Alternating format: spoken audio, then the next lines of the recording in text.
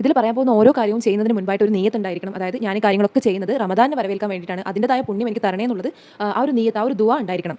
ഒന്ന്, clean your wardrobe. അതായത് നമ്മുടെ വീട്ടിലുള്ള എല്ലാ ഷെൽഫും ക്ലീൻ ആക്കി തുണികളൊക്കെ ഒന്ന് വീണ്ടും മടക്കി വെക്കുക.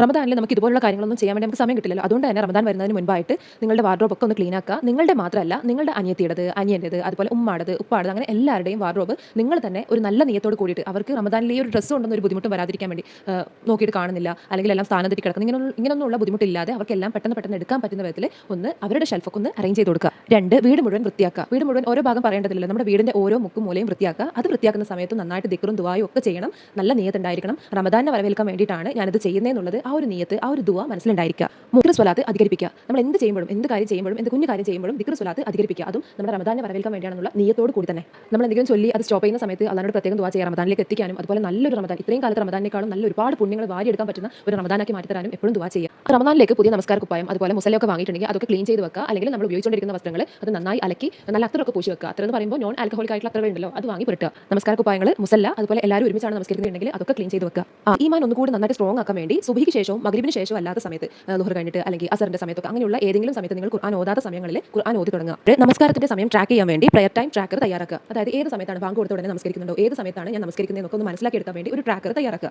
ഒരു സൂറത്ത് ഇപ്പോൾ തന്നെ സെലക്ട് ചെയ്യുക. റമദാനിൽ പഠിക്കാൻ വേണ്ടി എന്ന് പറയുമ്പോൾ അർത്ഥം പഠിക്കാനും അതിന് കൂടെ തന്നെ ഹിഫ്ള് ആക്കാനും പറ്റുന്ന വിധത്തിൽ ഏതെങ്കിലും ഒരു സൂറത്ത് ഇപ്പോൾ തന്നെ സെലക്ട് ചെയ്യുക. ഓതി പരിചയം വന്ന സൂറത്തുകൾ സെലക്ട് ചെയ്യുന്നതായിരിക്കും ഏറ്റവും നല്ലത്. നിങ്ങൾ ആദ്യമായിട്ട് അർത്ഥം പഠിക്കാൻ പോകുന്നതാണെങ്കിൽ ഏറ്റവും ചെറിയ സൂറത്ത് മുതൽ തുടങ്ങുക. അതായത് നമ്മൾ ഫലക്ക്, നാസ്, ഇങ്ങനെ ചെറിയ സൂറത്ത് മുതൽ തുടങ്ങുക. അങ്ങനെയല്ല, നിങ്ങൾ ഓൾറെഡി അർത്ഥം പഠിക്കുന്ന ആൾക്കാരാണെങ്കിൽ കുറച്ച് വലിയ സൂറത്ത് സെലക്ട് ചെയ്യാം.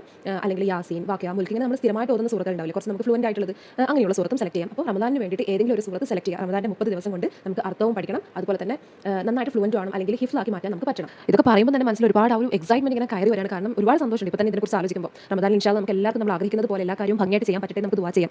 അതായത് ഇനി ഈ റമദാൻ തൊട്ട് ഞാൻ ഇന്ന കാര്യങ്ങൾ ചെയ്യില്ല, ഇന്ന നല്ല കാര്യങ്ങൾ ഞാൻ എൻ്റെ ജീവിതത്തിന്റെ ഭാഗമാക്കും, ഇങ്ങനെയൊക്കെ ഓരോ തീരുമാനങ്ങൾ നിങ്ങൾ എടുക്കാൻ വേണ്ടി ആദ്യമേ തന്നെ എഴുതി തയ്യാറാക്കുക. എഴുതാൻ പറയുന്നത് എന്തിനാണെന്ന് അറിയാലോ, നമ്മൾ ചുമ്മാ മനസ്സിൽ ഓർമ്മിക്കുകയാണെങ്കിൽ കുറച്ച് കഴിയുമ്പോൾ നമുക്കത് മറന്നു പോകും.